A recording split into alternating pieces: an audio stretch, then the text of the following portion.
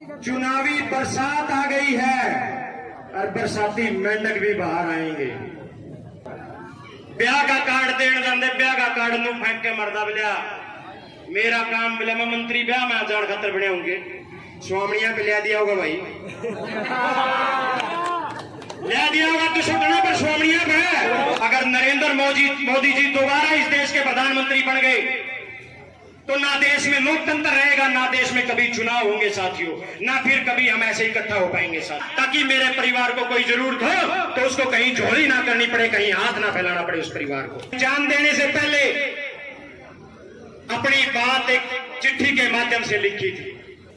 अपना आशीर्वाद देने आए मेरे पिता तुल्य बुजुर्ग, मेरी मातृशक्ति माताओं बहनों, और इस देश इस दुनिया की सबसे बड़ी रीढ़, मेरी सबसे बड़ी ताकत मेरे नौजवान साथियों।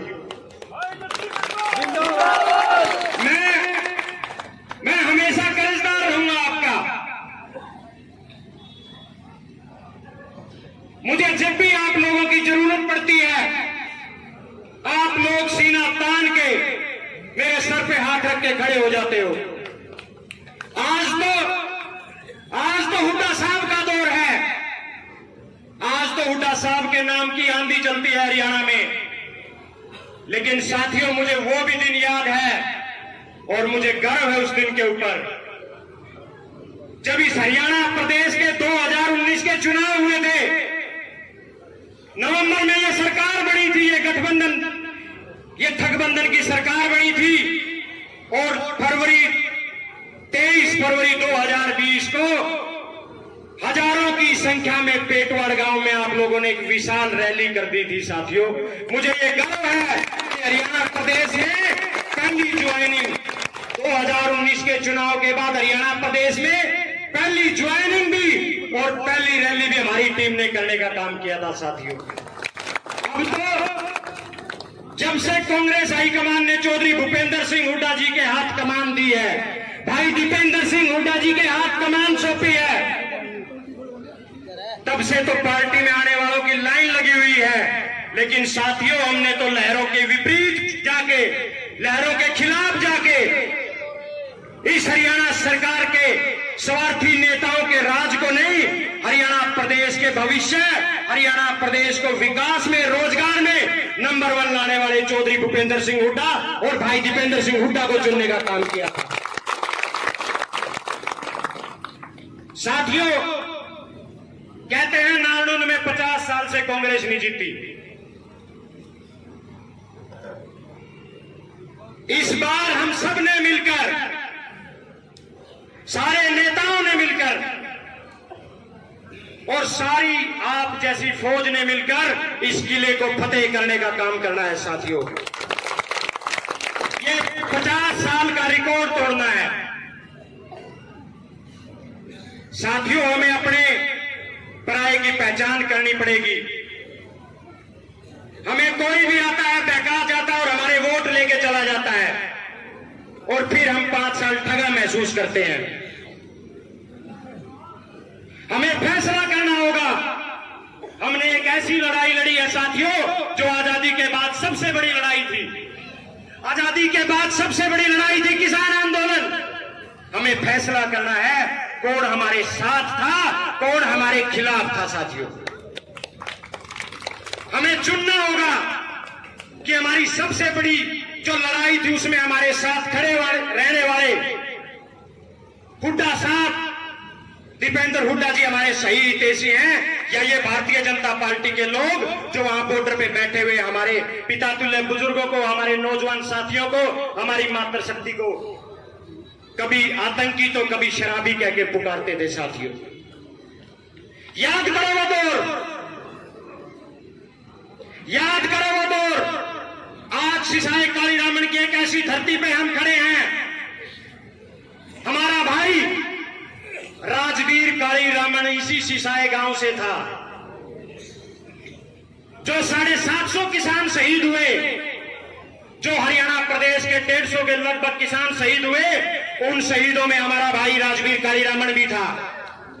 और आप जानते हैं साथियों, उसने मरने से पहले उसने अपनी शहादत देने से पहले, अपनी जान देने से पहले अपनी बात एक चिट्ठी के माध्यम से लिखी थी।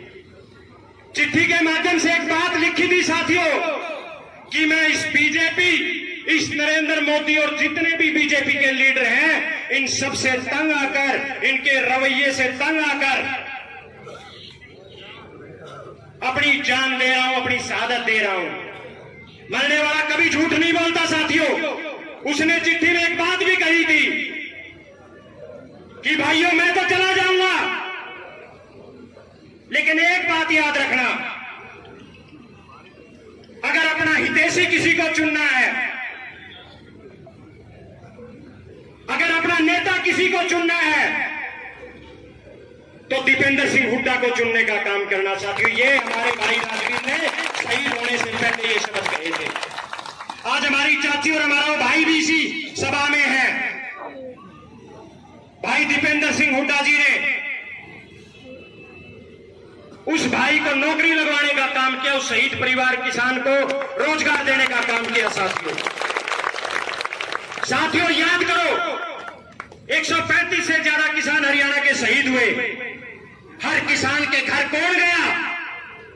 कौन राजनीतिक परिवार उनके आंसू पोंछने गया? कौन राजनीतिक परिवार उनके हालात पूछने गया? वो थे साथियों चौधरी भूपेंद्र सिंह हुड्डा और भाई दीपेंद्र सिंह हुड्डा। वो दिल किसका था जिसमें उन शहीद किसानों के लिए और उनके परिवारों के लिए दर्द था?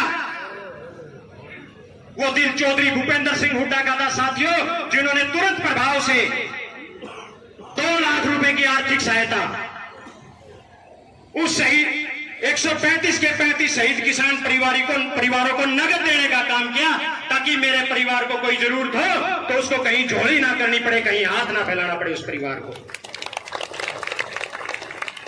वो आंख किसकी थी साथियों?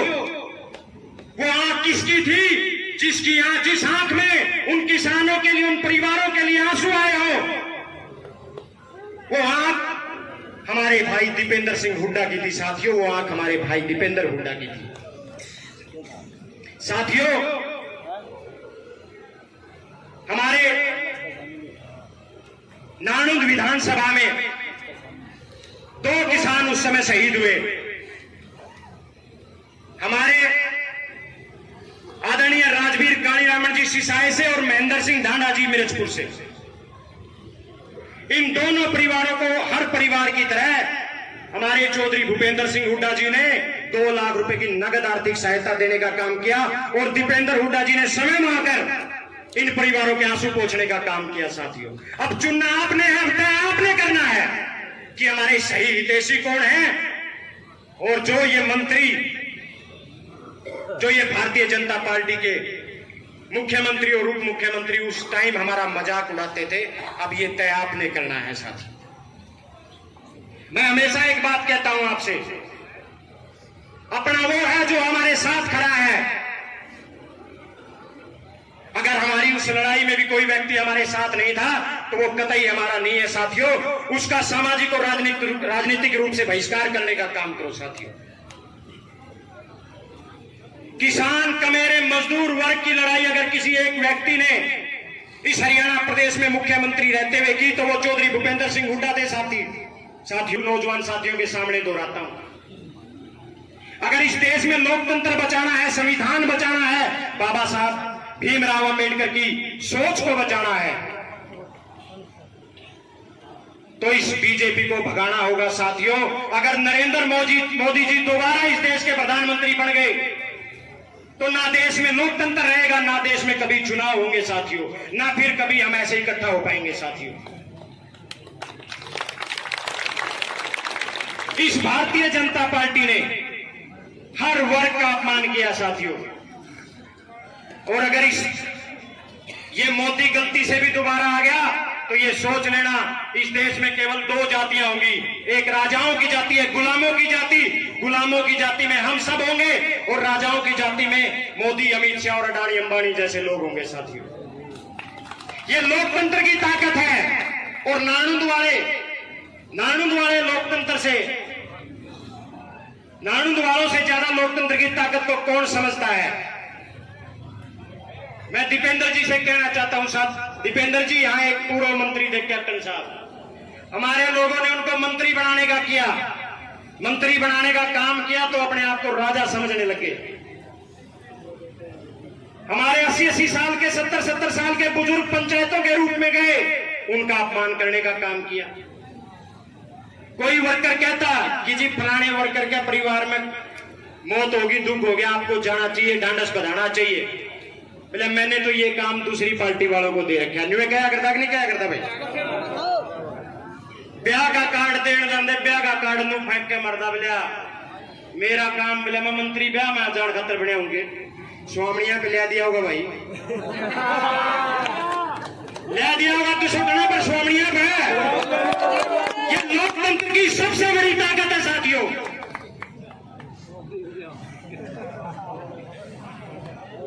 साथियों मैं आपको एक बात और कहना चाहता हूं। मैं आपके बीच और सांसद दीपेंद्र हुड्डा जी के बीच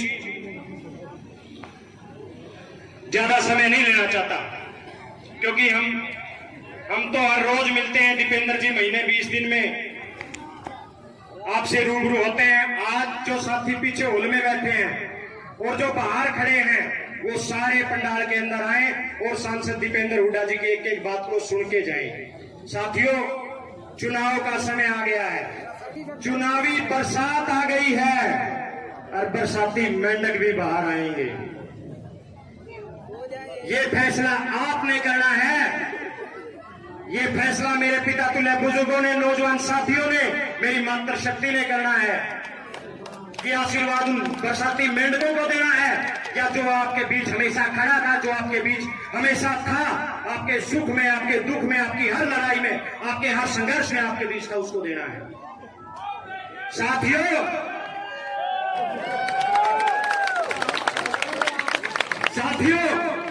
आज से प्रण लेके जाना मेरे एक एक नौजवान साथी ने कि हमने हमारे नेता सांसद दीपेंद्र सिंह हुड्डा जी को इस प्रदेश का अगला मुख्यमंत्री बनाना है।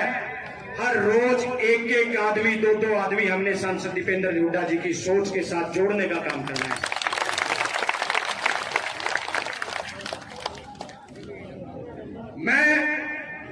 ये बहुत बड़ी सच्चाई है।